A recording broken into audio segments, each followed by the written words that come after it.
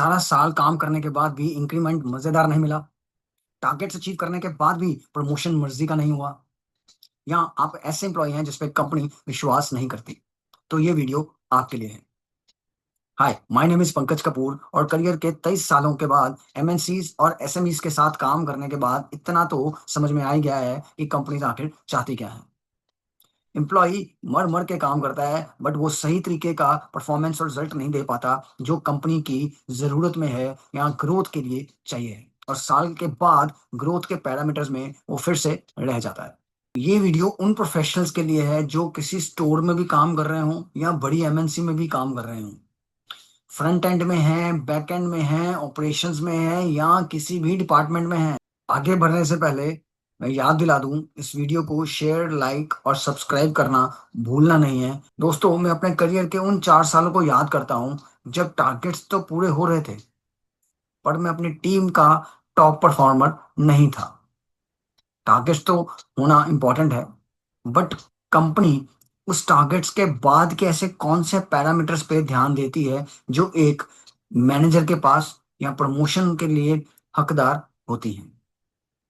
ज्यादा टाइम ना लगाते हुए मैं आपको इंट्रोड्यूस करना चाहूंगा पीएल मैट्रिक्स, या कंसेप्ट है जो स्टाफ और एम्प्लॉय के दोनों की एक्सपेक्टेशंस को मैच अप करता है। एक तरह का चीट शीट आप कह सकते हैं कि कंपनी साल बाद आप में से क्या निकालेगी या आप में क्या ढूंढ रही है, और आपको साल के अंदर अंदर क्या दिखाना है जिससे साल के एंड में आपकी परफॉर्मेंस नजर आए और कंपनी आपको ग्रोथ देने में मजबूर हो जाए। इन सब सवालों के जवाब अगर जानना चाहते हो तो वीडियो को एंड तक बने रहिएगा, देखिएगा और शेयर करना भूलिएगा नहीं।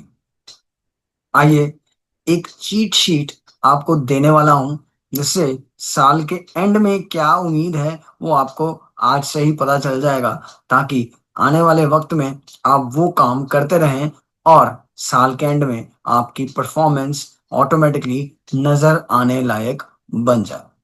तो आइए जानते हैं पीएल मैट्रिक्स क्या है, जो स्पेशली डिजाइन किया गया है आप कंपनीज के अंदर काम करने के लिए, ऑफिसेज में अंदर ग्रोथ करने के लिए और अच्छी कंपनी तक पहुंचने का एक जरिया आपके लिए। पीएल मैट्रिक्स दोस्तों, ध्यान से बनिए रहेगा और कंसेप्ट को एंड तक लिखिएगा, तभी शायद कंपनी की एक्सपेक्टेशन को आप समझ पाएंगे। तो यहाँ पे हम बात कर रहे हैं PL matrix, proficiency and loyalty. Proficiency एक वो चीज जो आपकी टास्क के अंदर नजर आती है, आपके काम करने के तरीके में नजर आती है, आपका काम कंप्लीट कैसे हुआ, कितनी देर में किया, आपकी प्रोडक्टिविटी को हम कह सकते हैं प्रोफिशिएंसी। एंड लॉयल्टी एक ऐसा करेक्टर जो डेडिकेटेड है, कंटिन्यूसली कंपनी के बेहतरी में, ब्रांड को इमेज बनाने में मदद कर रहा है, कस्टमर्स को, स्टाफ को हर तरीके से बेहतर करने में मदद कर रहा है, सो वो आपके लॉयल्टी पैरामीटर पे आएगा। ये 4 क्वाड्रेंट्स को ध्यान से समझिएगा और मेरे को कमेंट करके जरूर बताइएगा आप कौन से क्वाड्रेंट में हैं, कहाँ स्टक फील कर रहे हैं और कहाँ से आप ग्रोथ करना चाहते हैं। आइए दोस्तों, देखते हैं क्वाड्रेंट नंबर 1। यहाँ पे हम देख रहे हैं प्रोफिशिएंसी एंड लॉयल्टी दोनों लो कैटेगरी में आती हैं। सो एक ऐसा स्टाफ जो अपने टारगेट्स को भी अचीव नहीं कर पा रहा है, अपनी परफॉर्मेंस दिखा भी नहीं पा रहा है और एज ए करेक्टर ना लीडर्स की जान इंफॉर्मेशन को मानता है, कंपनी के रूल्स के अंदर काम नहीं करता है, ना पंक्चुअल है, सब ही कमी, ये आपका फायरिंग जोन है।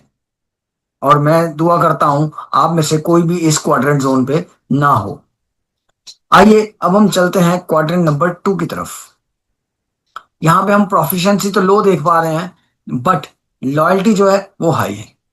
ऐसा एम्प्लॉय जो बड़ा धक्का मुक्की करते करते गधे की तरह जैसे भी अपना टारगेट्स अचीव कर पा रहा है या टारगेट्स के पार आके दम तोड़ देता है, बट लॉयल्टी के नाम मामले में नंबर 1, समय पे आना, कंपनी के लिए खिलाफ कुछ नहीं बोलना, मैनेजर्स के साथ खड़ा रहता है, कंपनी की ब्रांड वैल्यू को बढ़ाने में मदद कर रहा है, कस्टमर्स का हैप्पी होना इसके लिए ज्यादा इंपॉर्टेंट है, बट कहीं ना कहीं टारगेट्स के अंदर वो सेलिंग स्किल्स या अपने परफॉर्मेंस स्किल्स नहीं दे पाता है। कंपनीज ऐसे स्टाफ के ऊपर ध्यान ही नहीं चाहता।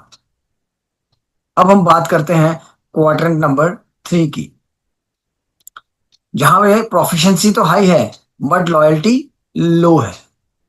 ऐसा स्टाफ जो काम में टॉप 10/10 है, अपने तरीके में शॉर्टकट भी मारता होगा, परफॉर्मेंस भी जल्दी लाता होगा, बट लॉयल्टी में शायद इसके नंबर पूरे नहीं है। कंपनी के खिलाफ जाने में ज्यादा देर नहीं लगाएगा, मीटिंग्स में कंपनी के खिलाफ बोलने में ज्यादा टाइम नहीं लगाता होगा।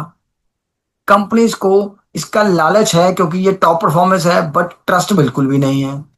और इसको ऐसा लगता है कि इसके बिना कंपनी शायद ग्रो नहीं करेगी, यही कंपनी का एक मेजर पिलर है।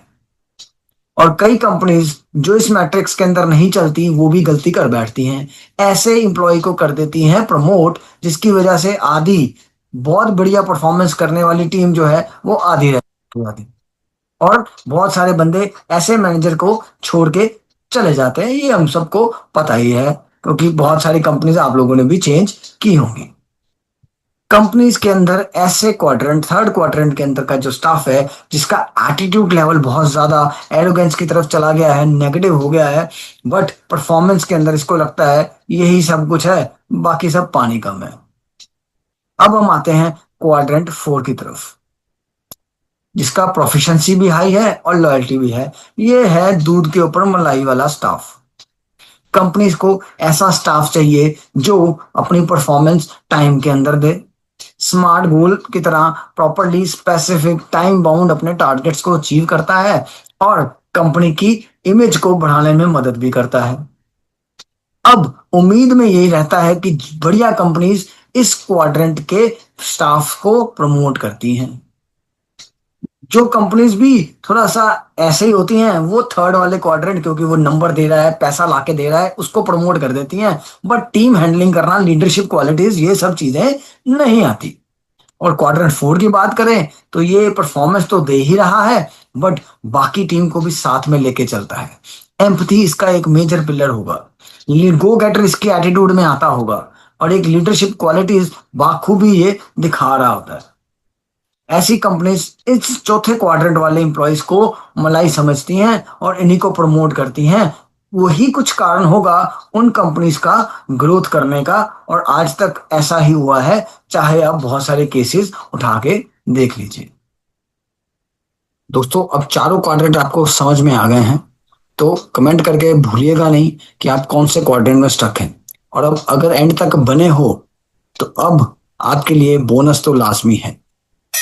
मैंने डिस्क्रिप्शन के अंदर एक लिंक दिया है जो है हमारा 1-to-1 कॉल, और आप जौन से भी क्वाड्रेंट पे स्टक हैं, चाहे सेकंड से फोर्थ, थर्ड में जा रहे हैं तो फोर्थ में जाने में क्या ट्विस्टिंग चाहिए, या आप पहले या दूसरे किसी भी क्वाड्रेंट में स्टक हैं तो फोर्थ में उस क्वाड्रेंट पे जहां पे कंपनी ग्रोथ के साथ आप जुड़े रहेंगे और आपकी ग्रोथ भी साथ में होगी। तो बोनस में मैंने आपको 1-to-1 स्ट्रेटजी कॉल का लिंक दिया है। अपने टाइम कन्वीनियंट के हिसाब से स्लॉट बुक कीजिए और बेनिफिट ले सकते हैं इस मैट्रिक्स से कि आप अपनी ग्रोथ कैसे आगे ड्राफ्ट कर सकते हैं। नमस्कार, मिलते हैं मीटिंग के अंदर।